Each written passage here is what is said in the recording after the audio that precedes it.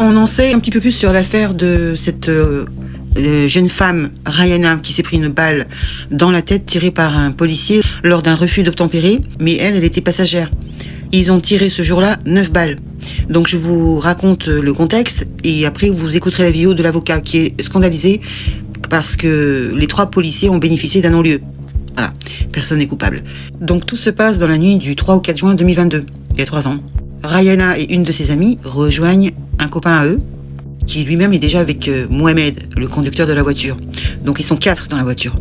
Donc vers 10h45 du matin, une équipe de la brigade de VTT du 18e arrondissement, parce que ça se passe à Paris dans le 18e, interpelle le conducteur après avoir remarqué que les passagers derrière ne portaient pas leur ceinture de sécurité.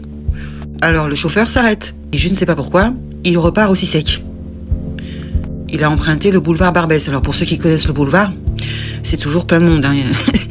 Et ça n'a pas fait un pli puisque quelques minutes plus tard, il est bloqué par un camion et une voiture, donc il ne pouvait pas avancer. Donc il est rattrapé par les policiers qui sont en vélo. Donc au départ, il n'y avait que 2 policiers, puis il y a un 3e qui vient les rejoindre. Et là, au lieu de se calmer et de s'arrêter, il fait marche arrière, à toute allure. Et c'est là où la catastrophe arrive, donc les flics se sentent obligés de tirer. Mais ils ont tiré 9 balles, à bout portant, hein, parce qu'ils étaient juste à côté. Le conducteur s'est pris une balle en plein thorax, parce qu'il s'est sauvé à pied, je crois. Et elle, qui était restée dans la voiture en tant que passagère, s'est pris une balle dans la tête. Elle n'avait que 21 ans. Et elle ne le connaissait même pas, ce Mohamed. Lui, il avait 38 ans. Elle avait 21 ans. Donc je ne sais pas comment son pote, qui connaissait ce Mohamed, pouvait fréquenter ce type. On ne sait pas comment ils se sont connus. C'est triste parce qu'elle n'avait rien à voir dans l'histoire. Sa mère est bouleversée et scandalisée par le verdict, hein. Mais apparemment, ils vont pas en rester là. Je pense qu'ils vont faire appel. Ça peut arriver à n'importe qui, hein. Au mauvais moment, vous êtes là au mauvais moment. Eh oui, elle n'avait que 21 ans et elle voulait faire plein d'enfants. Pour pas laisser sa mère toute seule, c'est ce qu'a dit sa mère. C'est bouleversant, je trouve. Donc, en juin 2023, soit un an après, le brigadier qui avait tiré a été mis en examen contre l'avis du parquet de Paris. Vous imaginez? Le parquet de Paris a trouvé qu'il n'y avait pas de problème. D'accord. Et c'est là où c'est curieux. Et vous allez entendre l'avocat. Il y a quand même quelque chose de bizarre dans l'affaire, c'est que le juge qui a instauré l'affaire venait juste d'être saisi. Et c'est curieux, non? Et c'est ce juge qui a donc fait opposition à la décision de son confrère en prononçant un non-lieu contre les policiers.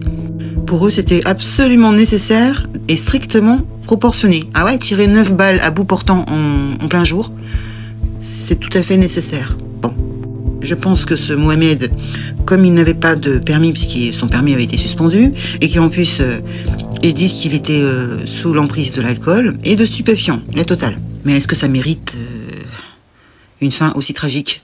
Surtout pour la passagère, qui n'avait absolument rien à voir dans l'histoire. Vous avez quand même des tireurs d'élite, hein. Les policiers sont quasiment 5 jours par semaine au stand de tir pour s'entraîner. Donc, ils sont habitués à tirer. Là, je ne comprends pas comment tu peux tirer directement dans la tête de la passagère. J'ai du mal à comprendre. C'est pas lui qui conduisait. Bon, c'est mon avis. Je sais que beaucoup d'entre vous vont me dire « Ouais, c'est normal, c'est bien fait pour lui. » Lui, il est pas mort. Il fallait faire attention aux fréquentations, mais elle ne le connaissait pas, ça peut arriver à n'importe qui.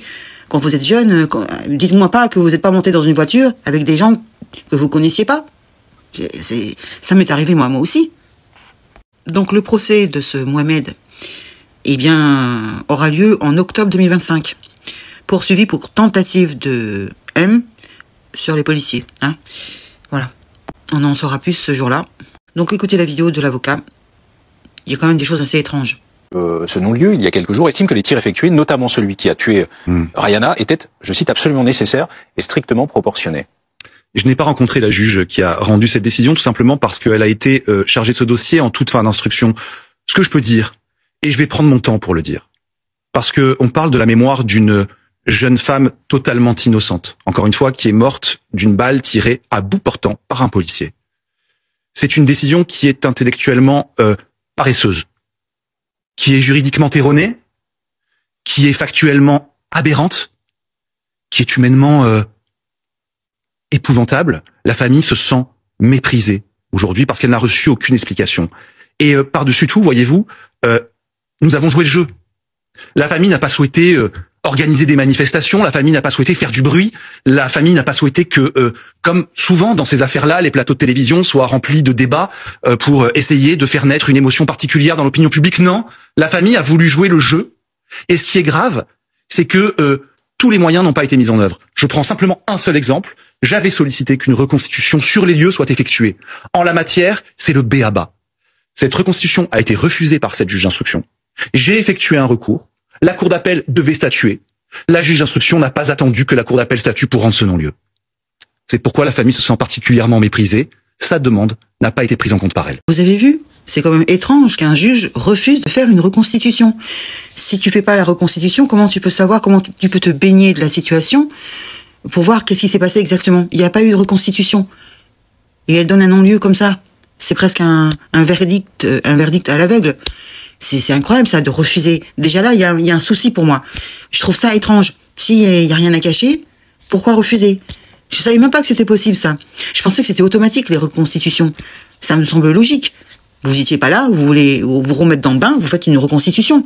Faut savoir comment ça s'est passé. Qui était où, qui a fait quoi, qui a tiré, pourquoi, à quel moment. Je sais pas comment on peut donner un verdict sans faire ça. Je trouve ça très étrange, vraiment. On les a peut-être favorisés, je ne sais pas, je comprends pas. Il y a vraiment des choses très curieuses. Dites-moi dans les commentaires ce que vous en pensez et soyez impartial. Voilà, je voudrais avoir un avis plutôt impartial et pas par rapport à leur origine. Hein. Bon, allez, laissez-moi un commentaire, je vous dis à très bientôt. Salut les gueux, ciao.